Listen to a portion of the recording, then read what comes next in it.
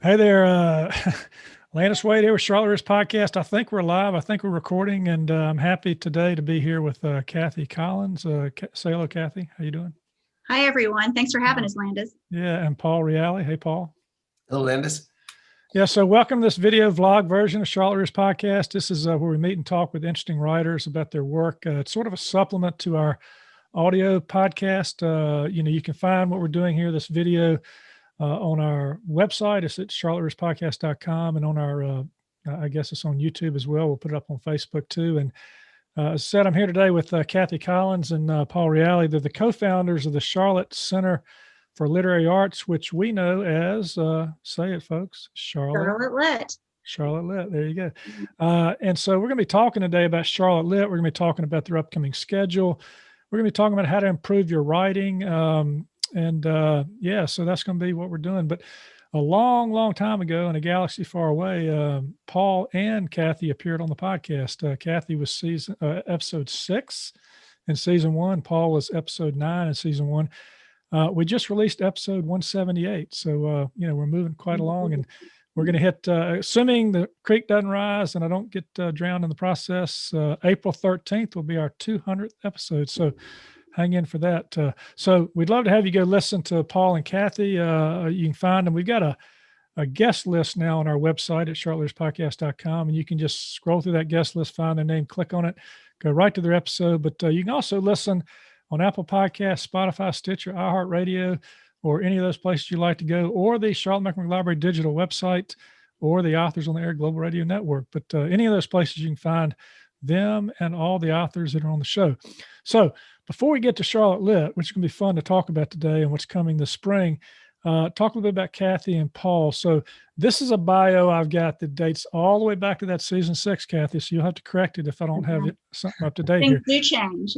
Yeah. Kathy is a poet and co-founder of Charlotte Center for Literary Arts, which we're going to talk about today. She earned her graduate degree in mythological studies with an emphasis in depth psychology at Pacifica Graduate Institute, where she serves as an adjunct instructor, and her poetry has appeared in Eminence, Cackalack, Bible Workbench, and Between, and her chapbook Jubilee was published by Main Street Rag. And Kathy, I'm sure there's more to it than that, so update us.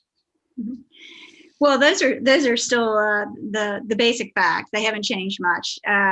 I guess the change that has happened is that I've been teaching a lot more, especially in the memoir area at Charlotte Lit, and that's been a whole lot of fun to learn more about that form of writing, to start practicing that form of writing myself.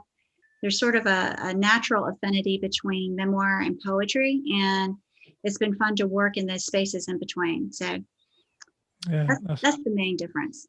That's great. We'll be talking about those classes here in just a minute. But before we do that, let me mention Paul. Paul is he's the co-author of Creativity Rising, a why-to and how-to guide to finding creative solutions. It's sold more than 10,000 copies. It's pretty good. And he's the co-editor of 3 volumes in the Big Questions in Creativity series with ICSC Press. His articles and essays have been published in more than a dozen publications. Has probably increased since this was here. But and he's won a number of awards for his writing too. So Paul, update your bio for us. Well, I hesitate to say that Charlotte Lit kind of prevents me from doing a lot of publishing outside. I feel your pain. I know you do, Landis. we warned you. I just want to say, everybody, that we warned Landis about this. Yeah. The biggest thing is we are taking Creativity Rising is used in colleges and universities all over North America, and so I'm currently working with my co-authors on that, on a second edition. And I got to tell you, if you think it takes a long time for one person to write a book, try to get 4 people to write a book altogether. So that'll probably be. So we're looking for 2022 on the new version of Creativity Rising. Good. That's great. Well, look forward to that. Creativity is what y'all are all about at Charlotte Lit, particularly when it comes to the writing process. So let's talk about Charlotte Lit. I got introduced to y'all a few years. Well, I was thinking about retiring from the law firm. I think I can remember I came over to visit with y'all, and I was saying, "Who are y'all? What do y'all do?" And I said, "You ever thought about doing a podcast?" And y'all said, no. And you said, "You go do that if you want to." And I kind of kept that in the back of my mind and took off there. But you were smaller then. You'd sort of that's 3 or 4 years ago. You had just gotten going, and now you've expanded your space. tell us a little bit about Charlotte Lit. Let me start with Paul and to talk about that. Yeah, I remember that conversation about the podcast. We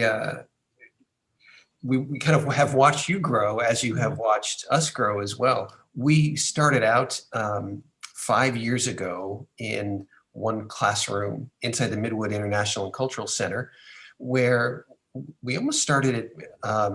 It was almost accidental, right? As Kathy and I Kathy had a space here that was meant to be a writers co-op, and I joined, and we were the only two writers in the space, and we said, what else do we want to do here? And so we started to have creative conversations, literature-based conversations. We thought about offering classes, and Kathy realized one day that what we were creating was a community center for people who write and read. And community has been at the center of Charlotte Lit in the 5 years ever since. And so everything we do is really community centered.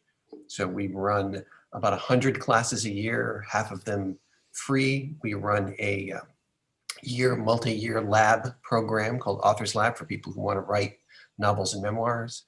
We and do a lot of other types of things that are kind of conversation, discussion, public oriented. It's harder to do in the world of Zoom, but we will be having a book club conversation coming up in March with Annette Sanuki Clapsaddle, who's from the Eastern Band of Cherokee Indians and has written first novelist out of that group. And we'll be doing that by Zoom. But all of that is about bringing people together in the community.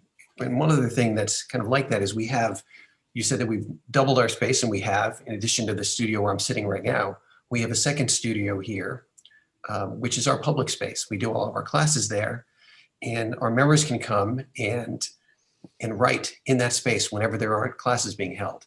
And we have upgraded Wi-Fi and natural light and comfy sofas and tables and social distancing. And like all the things we do, is really about bringing people together who love this work. Yeah, it's a wonderful space. I miss it. I think I was supposed to come to an event that Kathy Pickens was teaching last March. I think it might have been the last thing y'all had, and I didn't come because everything was kind of closing in on us, and it's been close to a year now. And it's crazy because I enjoyed, being in that space with other writers. I found that, you did this writing prompt sometimes on Wednesdays. I'd drop in and have nothing in my mind to write about. And then all of a sudden I'd find some things to write about because I was, sitting around other people who are writing. So it's a great space. And you mentioned Annette Clapsaddle, viewer. She was on the podcast in January. And it's a great story, her writing, and also, so tune in for did you say it's a book club you're doing, Paul, with her? Is that? Yeah, we're going to discuss her book. And so there are details in our newsletter and on the website. So good. Free registration, just get the book and read it in advance. And you mentioned that Wednesday morning class. That class is actually, we moved to Tuesdays. We're on Zoom now, but I wanted to add to Paul's list of things Charlotte Lit is about, that pen to paper class, that free class, community class, weekly, is one of our most important programs. So we meet almost every Tuesday morning, 9:30 to 10:30. We do ask people to register, but it's free, and it's really generative for me. Even when I'm leading, I usually get something new out of it. Yeah, it's great. And before I leave Annette, y'all should ask her about what mountain biking and riding have in common, because we did a Patreon episode on that. It was fascinating to me, all the things that she found that were similar in mountain biking and riding. So anyway, you can trick her with that question, and you might get a 10-minute response to it.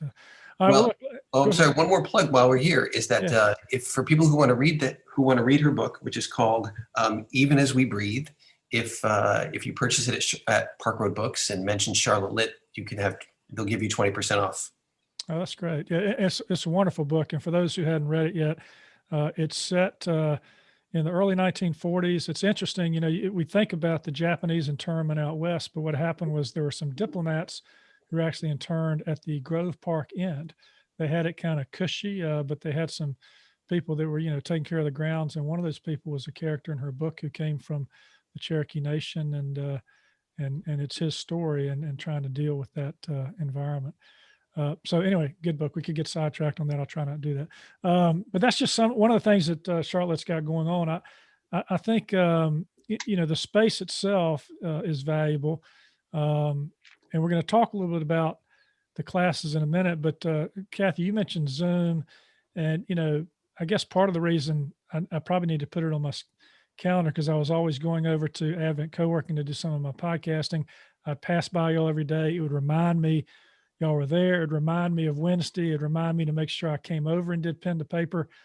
Now I don't have that reminder because I'm not headed over there. So, and I'm on Zoom a lot, and I'm recording audio podcasts, but I'm doing it, through this format. So tell us what you're doing to deal with, this thing called Zoom fatigue, and how y'all are working through that for Charlotte. I know y'all thought a lot about that. Well, we have, and it's, it was when we had to make the decision last summer to have our fall classes virtually, it was a bitter pill. We knew we had to do it, and we had hoped spring might be different, but of course spring hasn't turned out to be so different yet. But there are some advantages to Zoom. We've even had a few people say, this is easier for me. And it's true. You don't have to leave the comfort of your own living room, or if you're lucky enough to have it, you're in home office. The other thing that we've done, or one of the things we've done to combat this Zoom fatigue, is we've compressed. I won't say we've shortened. What we've done is we've compressed the class time. So whereas our classes and our in-person classes are running at 2.5 hours, we have recognized that the reality that you just can't sit in front of the computer screen for quite as long. So our classes are each session is 90 minutes. But what we do is we ask our teachers to provide a little bit of pre-thinking or pre-writing, pre-planning, just a short exercise, so that when you sign into Zoom at 6 o'clock, we hit the ground running in our classes. And that seems to have worked really well. The other thing we've tried to do is really coach our faculty members on using some of the Zoom tools that are really helpful in simulating a real classroom experience. So we do screen share so that we can read things together, so that we can annotate or critique a piece of writing together. We also make use of breakout rooms so that we can have small group discussions, things like that. So Zoom, while it doesn't bring us together in the same way, it is really proven to be a good way of teaching our classes. So we're keeping at it.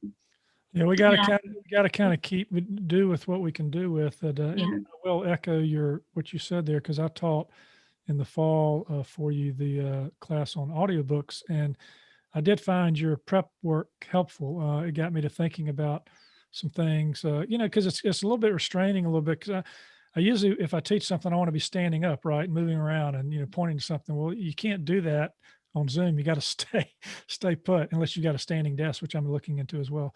But still, you've provided some good advanced content to your teachers, so I know that's helpful to them. And it's nice that, those classes are small enough, I think, that people can still interact, although, that screen is still something we're having to deal with. Even though it'll be great when we can all get back together and being in person, because something about being in person is just, I think, more magical. But well, it is. But you brought up another good point, and that is that we do keep the classes small. Yeah. So the idea is that you're going to be able to interact with your teacher and your classmates despite the screen. I mean, we invite people to keep their mics open, unless they've got a barking dog, which I might have. Who knows? If the post person comes to the door, that'll be the case. But so we're glad, and we're glad to be having you back to teach a class on building an authors platform this semester too. Looking forward to that. That'll be fun. My dog's here too, but he can't really hear very well, so he'll only bark if the other dog runs by and barks, and then if he sees her barking, then he'll start barking. But anyway, look, before we jump into the class list for the spring, let's just talk about membership generally, because the way that people join the podcast and help us out is by joining Patreon. Y'all have got a model too, to where people can join you on an annual basis, get access to a lot of the things you do, and then they get discounts, as I understand it, on their classes. Do they just go to your website to sign up. And do you want to talk about that real quickly before we jump into the classes? Yeah, Yeah. Paul, I'll let you take that one. Okay, sure. Yeah, anyone can take classes or come to any of our events without becoming a member, but as a nonprofit, the membership fees are really form the basis of support that help us to do, to pay the rent and pay for the internet and keep the studios open. And so we really appreciate having people who will support us in that way. And what we give back for membership is discounts on all the classes and access to the studio. And so we have some people who they pay their annual membership. It begins at $75 a year or $7 a month if you want to do it that way. And they can have access to this really lovely writing space. Currently only 2 people at a time in it, but once the fall starts and everyone was feeling safer, it's really available for most of the day when classes aren't running. So at charlotte.org, there's a link that says join or donate. And there are different membership levels, and the higher levels, $75 a year is our basic level. We also have a $250 supporting level and a $500 level, which we call the McCullough Society. And they have different different benefits, including tickets to our annual parties. Yeah, and I just like to say, that I think it's a great value. I've been a member, since I met y'all, and I'd also like you to talk about your scholarship thing, because we were glad that to be able to make a contribution to that. Could you talk from Charlotte Risk Podcast to that scholarship program? Could you talk about that and how that benefits the community as well? Yeah, I'll talk about that. Well, we were lucky enough to have one of our members and Authors Lab graduate actually give us a large donation. For which we're seeking matching donations for our scholarship fund. It was so generous, and it started us off. It seems like on the one hand, it seems like we could just offer classes for free, but we can't. We have to pay our teachers, so those seats have to be paid for. And the scholarship fund is a way to do this. We have a lot of members of our community who just simply can't afford to take a writing class, but we all have something to say. We all have a story to tell, and part of Charlotte Lit's mission is to enable anyone in this community who wants to be able to tell their story, whether it's a personal story or a fictional story, to get it out there. So we invite you, anyone who needs to have scholarship full or partial, to go to the Charlotte Lit website, and we've got a very simple, streamlined online scholarship request process. That's great. And that's charlottelit.org, charlottelit.org. And I think you've got a handle, what's your Twitter? And I think it's CLT Lit or something. Is that right? It depends. Our Twitter and Facebook are both CLT LIT. Okay. But our Instagram is actually Charlotte Lit. Good. All right. Well, let's talk about the class schedule. And first of all, if I'm going to dive into this class schedule and try to figure out, what I want to sign up for. Of course, we start with the website. You've got a nice website. You can check it out, charlotte.org. There's a section on there. Even I could find it. It says classes, it's not too hard. You click on that. Now tell us, Paul, after you click on that, what I should be thinking about trying to figure out, what to sign up for, because you got a lot of offerings there. Yeah, we do. We have more than 20 in the spring, and they're kind of grouped into 3 parts. We have our asynchronous studios, which we'll talk about in a little bit, and our single session classes and our multi-session classes. And it can be a little overwhelming, but we think there's kind of 3 steps to this, right? I mean, the first is just scroll through and just see what really jumps out at you, because there's often something you say, ooh, that sounds really interesting, or I'm writing something right now that would benefit from that. Because it's not mostly 101 level classes. There's all sorts of kind of different and interesting kind of approaches to writing that are here. Second thing to do is to look for something that you really know you need, right? So something that sounds interesting is one level, and the next level is, I know I need to do this. I don't really necessarily want to take this, but this is something I know I could use to be better or I have a story that has letters in it, so they class on epistolary writing. I can't even say it. Here we go. Writing might be good. But here's where we want to challenge everybody who's listening here, is to look at that list, thinking about the things that would really make you uncomfortable, right? To kind of push yourself outside of your comfort zone. So prose writers shouldn't just bypass all the poetry classes. In fact, poetry can really help to make a prose writer a better writer. Or you may think you're never going to write a play, but if you write dialogue, you can really benefit from taking a playwriting class. So we say push outside of that comfort zone a little bit.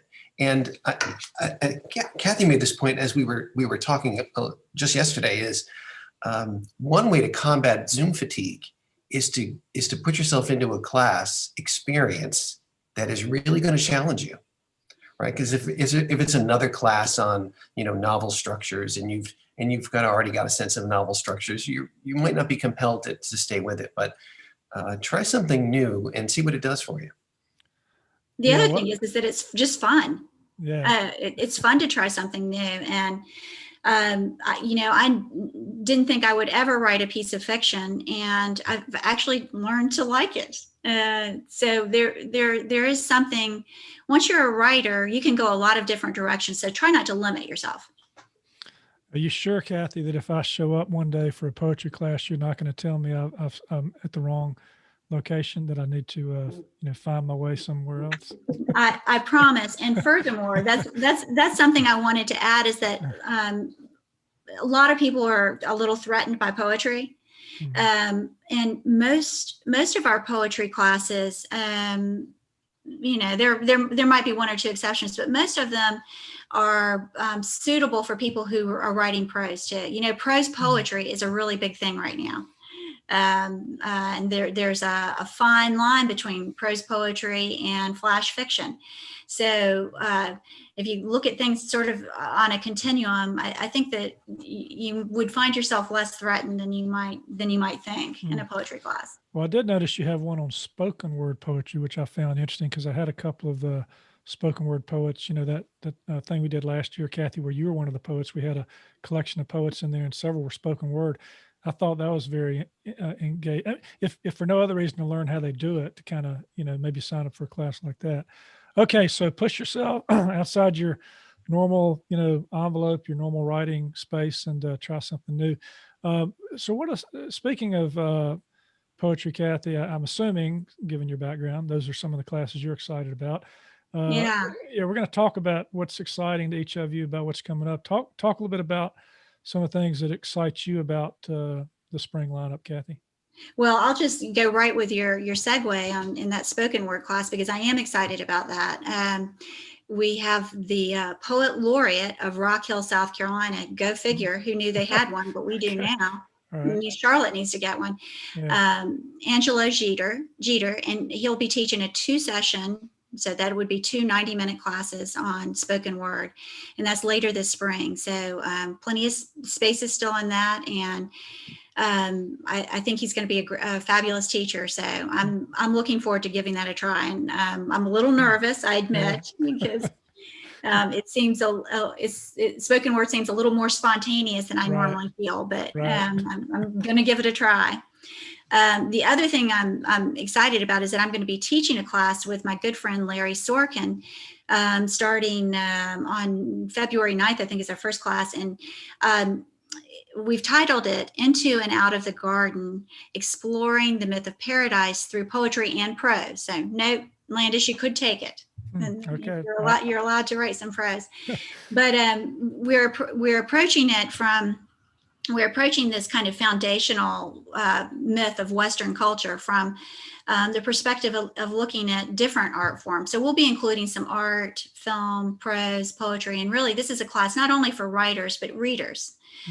We are asking people to write or create something. It could be a painting or a drawing, poem, piece of prose, create something that we'll share during the second session. So I'm really excited about this as sort of a new way of working with poetry and prose together, and with a theme, an archetypal theme that I really love. One of our most popular poetry classes, one that is always exciting, is our workshopping group. So we've got a 6-session workshopping group with poet Danny Romine Powell. And that class sells out very quickly, generally. She's a wonderful, wonderful critic, yes, but what she does is she gives loving and very useful feedback and teaches the rest of our group how to give good poetry workshop feedback. So that's a great class. I already mentioned Angela. We have one of our good friends and just a beautiful poet, Nicole Brown, will be teaching a class on what she's calling eco poetry, coming up. And also I'm kind of charged with doing some of the nonfiction. We have Charles Israel returning. He'll be doing a 3-session class on personal essays. And personal essay is one of those forms that, well, you know, it's where we all start, and it's where a lot of us want to stay. We express ourselves first through personal essay, and I love it. It's a great bridge between poetry and memoir as well. And then finally, the last one I'm going to mention, and then I'm going to let Paul talk about some of the fiction classes, is that we have North Carolina's poet laureate, Jackie Shelton Green, returning to teach a class for us in May. And this one it's a multi-genre class. It's not just poetry. Once again, it's called Writing in Liminal Spaces. Love the title. I love liminal spaces. Yeah, and I love also the instructors you have here, because Danny Powell, you know, everybody knows her.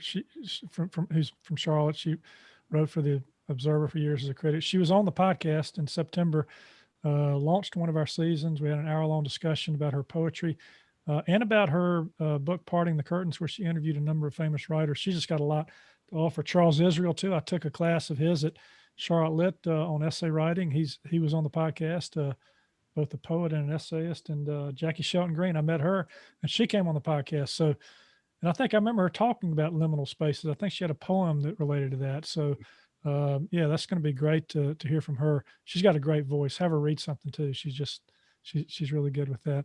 All right. So, Paul, let's talk to you about what you're excited about coming up this spring. Well, I'm a fiction writer, first of all. So I'm always excited for all the different fiction offerings that we have. And I want to mention 3 of these. One of these is kind of another one that kind of pushes the boundaries a little bit. A terrific short story writer, Beth Gilstrap, who is left Charlotte for Kentucky, but by the magic of Zoom will still be with us for a 3-session class that's called Tapping into Sound, Using Music to Create Prose. And I'm just fascinated just by the title of that one and the description. If you read that on our website, you'll see that's very compelling for those of us who are trying to kind of go beyond what we already do in our prose writing. And kind of on the same, kind of different, but also something that pushes a little bit, I alluded to this earlier, is Paula Martinack, great and prolific novelist and playwright, will be writing one of our classes that's in the series that's called Start to Finish, the 10-minute play. And so over 3 sessions, you will conceive of, draft, and write a full 10-minute play. And plays have that great advantage of teaching prose writers how to write dialogue, how to be able to tell an entire scene, to do an entire story just from the words that people say. So even if you never want to write a play, this is a great class for that. Toward the end of the year, Jeff Jackson, the novelist Jeff Jackson, who had a highly acclaimed novel called Destroy All Monsters out, I think, a year and a half ago. His stories always come from interesting places. And so people ask, well, how do you come up with this? Well, he has a course, a 3-session called Fictional Thinking, Generating Stories, Nurturing Ideas, and Removing Roadblocks. And we're definitely looking forward to that one. There's another different set of classes that we have every year for people who want to be involved in the business of writing. And Landis, this is where you yourself come into the picture. And so there are 4 on the calendar, and I'll just mention them in the order that they appear. Ashley Memory will be teaching the art of submission in February, and that is for people who are submitting to magazines, journals, and contests. So that's for poets, short story writers, flash fiction writers, essay writers, people who are working on shorter pieces. For people who are working on longer works, Kim Wright, the terrific novelist Kim Wright, who is also one of the principal leads in our Authors Lab program, in March will be teaching Finding an Agent. Even though she had several published novels, she had to go through the process of finding a new agent, so she's fresh off the hunt and has a ton to teach us about that process. And then in that same conversation, you really have to know how to write a query letter. And so Betsy Thorpe, the editor, will be here to teach query letters for novels and memoirs, and that's also in March. And that's like a 3-pack that everybody should take as they go together. And for a bonus, Landis Wade, this local guy, recovering lawyer, will be here in May to talk about building an author platform. This is, I think, the question, Kathy, is this right? The question we get more than any other is, what is an author platform? Do I need one, and how do I make one? And so Landis, you'll be here in May to help us with that. Yeah, and I'm looking forward to it. And I have to admit, it's not me. I've now interviewed over 200 authors, and the beauty of being able to interview other people is to pick their brain on on what works for them. And I've seen a lot of people, that've done a really good job building their author platforms, and I'll share, some of what I've stolen from them and some of what I've seen and haven't figured out how to use yet, but other people might. So that's going to be fun. But I do want to say, I think it's, I've got a quest here probably to get everybody who's taught at Charlotte Litt on my podcast, because I'm looking down the list here, and Paula Martinac, she's been on the podcast. I love the idea of the 10-minute play, because I had a screenwriter from LA on the podcast that's going to come out in April, and she talked about this very thing you mentioned, Paul, which is the value of that kind of thing for dialogue, for writing dialogue, because you can't, there ain't much else there, when you do that. And then also Jeff Jackson was on the podcast with his book Destroy All Monsters, and Jeff's a great listeners, you'll love his dry wit. He did a little 25 things writers should do, and kind of tongue in cheek, but his book is it's kind of like one of those old albums, there's a side A and a side B. Mm-hmm. I don't know if you read the book yet, but it's amazing. Yeah, it's amazing. You read side A, you flip it over. You actually got to flip it over and turn it over, because then you read it the other side, and it's a fascinating approach. And then Kim Wright, she was on the podcast as our start for January this year, and not only did she talk about her book, which The Longest Day, which I recommend to people. It's just a fascinating look at 4 women on a beach on the longest day of the year. That just gives me an idea, Landis, which is sometimes when people look at our classes, they want to see who's teaching, and they want to be able to get to know them. And people can't necessarily run out and buy all the novels, buy all the books before they make a decision. But what they can do is they can go to the podcast and really get a taste of what their style is going to be like in the classroom. It's probably a great way to decide who's the right teacher for you here. Yeah. Yes, love to have y'all link out to that. That'd be fun. And, we'll, and if I'm interviewing them, I know they're coming to be teaching, we'll mention that as well. So that's a good thing to do. But I like the lineup. You got art of submission, you got the finding an agent, and query letters. Those are all things that people, these are the things that we don't think about until we've struggled to get to the very end of writing the book, and we've got it. We want to put it out there, and we go, oh, now what? Well, the now what I've learned, you should be asking, why you're writing about chapter 4 or something, because you're not 6 months to 12 months out with that thought process. So go ahead and get that thought process going. All right, so that's great. Some great suggestions. Go to the website, check it out. Let's talk about something that's a little bit different, because I'm not sure I understand exactly, and it would help me and also whoever's watching. You've got these words called memoir jumpstart and novel jumpstart. Kathy, you want to start and tell us what's going on there? Yeah, so we created these jumpstart studios for people who are thinking about writing their first full-length book. And the reason is that no matter how many novels or memoirs we've read, most of us really don't know much about how to write an effective scene, much less what goes into structuring, an entire book. So each of these 4-week courses is designed to cover the basics. And the classes are, as you said, asynchronous. And this means that each week you'll complete the lectures, the readings, and a short writing or planning assignment on your own time. And you'll also receive instructor feedback on assignments and have also an opportunity to engage in discussions and share your writing with fellow students through this online learning platform we've adopted called Wet Ink. And it's really been a fun and easy to use platform for our students. One of the reasons we created the Jumpstart Studios is just, to create that deeper dive for people wanting to know more. But the other thing is that they're really a great way to dip your toes in the water of long form writing and to prepare for those who want to apply to Charlotte List Authors Lab program. We've mentioned just briefly, we've said the name Authors Lab. So let me take a minute, just say what that is. It's our intensive 1 to 2 year program that guides writers through the process of writing a full-length novel or memoir. And candidates need a strong book concept and a basic idea of where their story might go when they apply. So the Jumpstart Studios are designed to help you think through your book idea. You don't have to, plan to apply to Authors Lab to take them, but here's the big bonus. If after taking the studio, you decide you're ready to apply to Authors Lab, you'll receive an application fee waiver for that, and also be eligible for what we're calling our early decision Authors Lab process, kind of like for college. So it's a fast track, for people who have a solid book idea. If you discover that during the studio, we'll talk to you about it. That's great. Well, that's interesting. I'm just curious, what is a full-length novel these days in terms of word count? What do you think?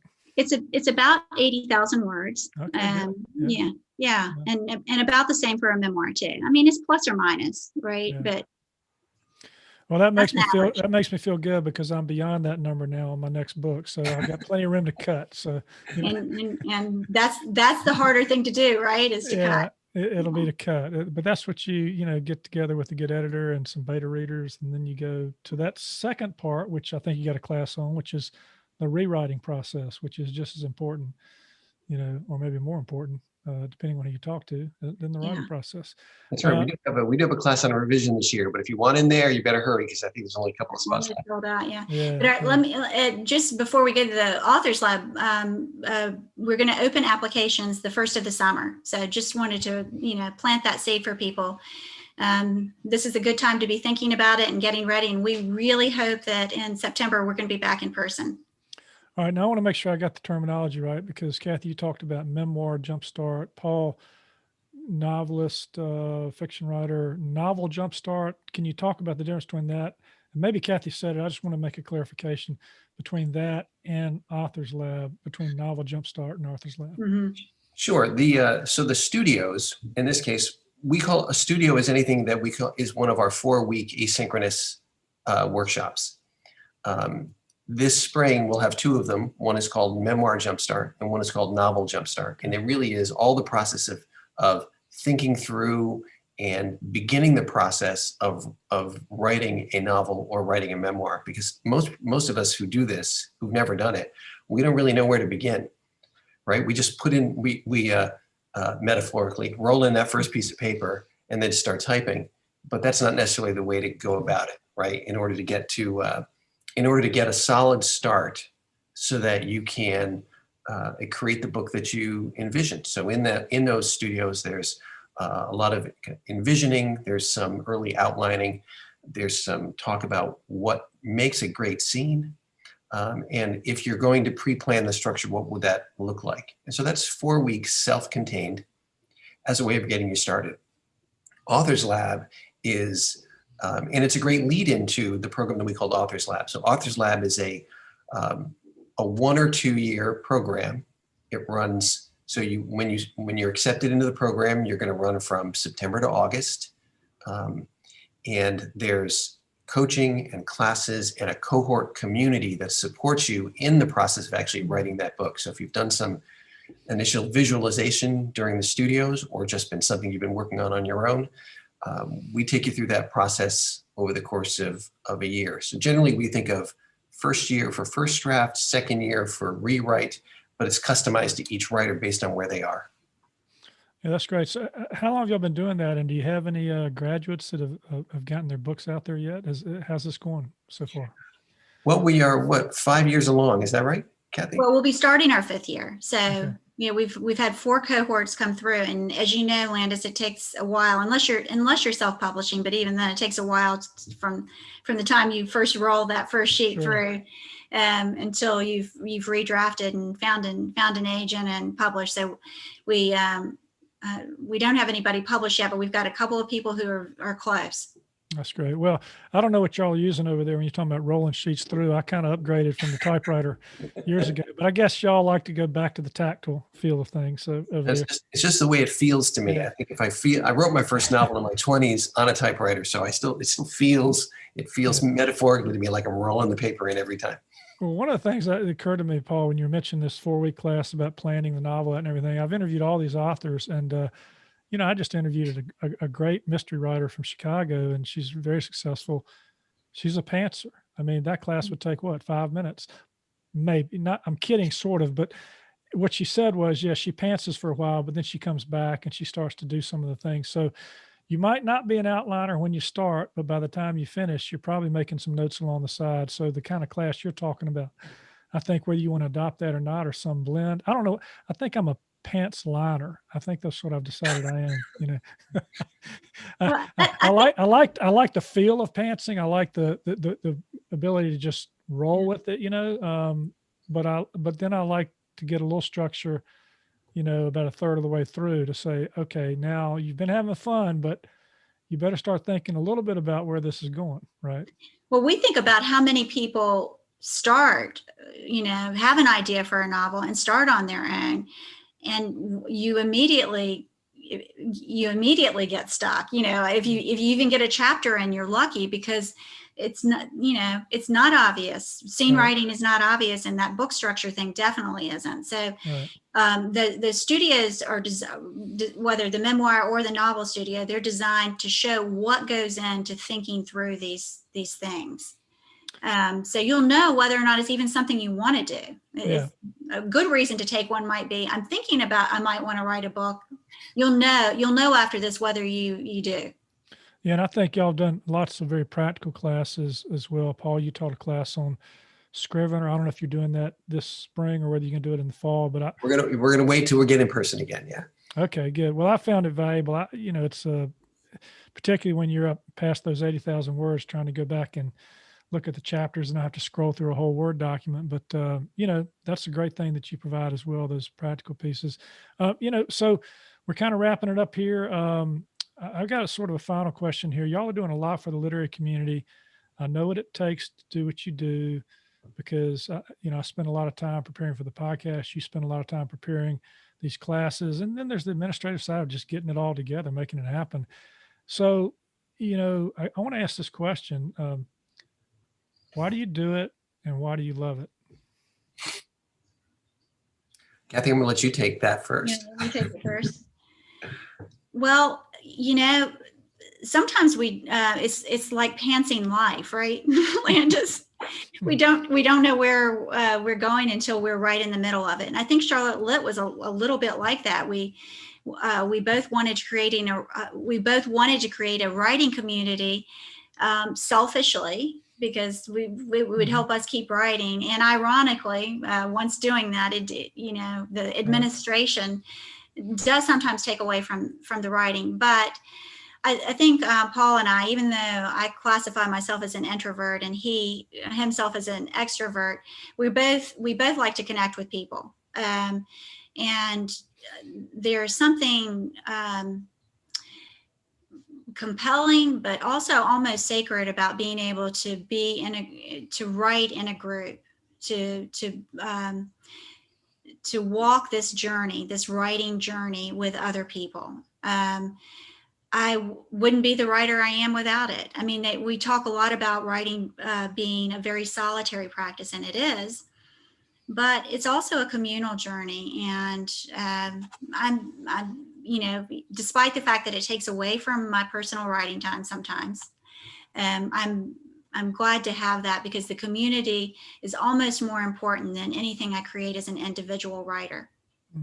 Well said, Paul. I'm not sure that I can add to that. We have found, I mean, I found it hard to find other writers, like-minded and otherwise, in the community until I found Kathy's, her writing co-op, the one that preceded Charlotte Lit. I think one of the most gratifying things we hear is people said, we didn't know Charlotte needed this until y'all created it. And we didn't really either, right? But it's become, we were building what was rewarding to us. And so if it's rewarding to others, then we've done exactly what we intended to do. And that's what continues to bring me, satisfaction and even joy from being a part of this community that we've helped to gather together. That's great. The comment you just made reminded me of a thing my mother said once that I always laugh at about shopping. She says, how do you know what you need unless you go look, So that's the danger of Target. I know that's not the way I shop, but also listeners, viewers, whatever you are out there, maybe you're doing one or both. Paul and Kathy complement each other well, and I'm looking forward to hearing Kathy, who's very planning and structured, do that spoken word poetry performance that I'm looking forward to hearing. And then Paul's going to be, the novelist is going to be out there doing some poetry too. So that'll be fun.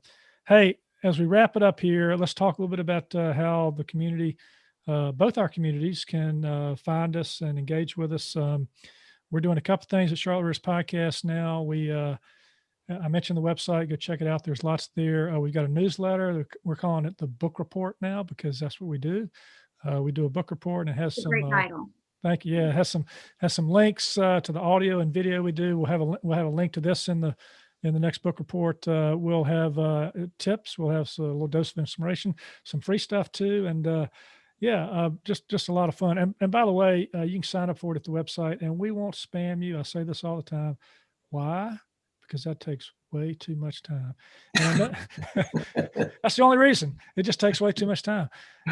Now, y'all have a newsletter too that comes out, and I assume people can sign up for that by going to your website as well. They can. We have a weekly newsletter, and we during parts of the year we'll send out a second brief, not newsletter, but a piece of content, something we call a lit bit. So sometimes you'll hear from us twice a week, but very rarely more than that. Yeah, I love no the title. spamming. I love no spamming. I like the title lit bit. Well, spamming takes way too much time. That's the only reason we don't do it. The other thing I want to mention is that we started something with a podcast. Of course, we're doing this kind of thing here because we're really filling up on the audio podcast. We're really getting submissions. We just interviewed somebody last night from Australia. Wow. I've got Matthew Phelps is coming in March. He's the king of true crime. We got Steve Berry. He sold 250 million books worldwide. He's in February. Just a lot of authors are finding us. We're connecting with Kensington Press and some other places. So for the authors that are still writing and have other books and they come back and we don't have space on the audio, we're going to do things like this, these vlogs, and we'll put them up and introduce their next books. But we've also created a little bit of writing space, and I want to tell your listeners, your members about this too, and that is we're creating a community blog. And the idea there is to give a space for people who, want to be heard about their writing lives or craft or whatever. So there's a little submission page there. You just go there, 750 words or less. You upload it, you give us your photo, and, we'll look at it and put it up there. And it'll be just another way that people can, interact and, as part of the writing community. So I'd encourage y'all to submit something, and also anybody else who's watching to do that. We hope that it'll provide some additional free content to people. There's always writers always have something to say about something, right? And so here's just another place to do it without having to go through an agent. There's no agents here. You don't have to go through an agent. Well, especially right now when we can't gather, in person. Right. That's a way to share our experiences with one another. So that's a great service, Landis. Yeah, thanks. And y'all do some of that too. You've got a blog, I understand, and you've got your instructors that are putting up posts there, and y'all as well. So a lot of good stuff coming. All right, let's remind everybody of the website. We hadn't said it enough yet. What is it? charlottelit.org. Right. And if you want to dip your toes into Charlotte Lit, under classes, go to the link called Pen to Paper and sign up there. It's free. Every Tuesday morning at 9:30, we meet online for a little talk, a prompt, some writing time. It's just a great way to start getting to know this community if you're not familiar with us already. We'd love to have you. That's great. Well, I want to thank both of y'all for what you're doing for the community, the writing community, getting this thing off the ground, and for putting up with me from time to time as well. And it's been a lot of fun. Hopefully we can get back together. Kathy, thanks for being a part of this. Thank you. Thank you, Landis. Thanks for having us, and thanks for what you're doing for the community. We're teaching people to write, and you're having them on when their books are finished. So it's a great partnership. You're teaching right. I'm teaching them to talk. There you go. So, and Paul, thank you for being on it as well. Yeah. Landis, always a pleasure to be with you. Yeah. All right. I'm going to try to hit the button that says, oh, there it is. Stop recording.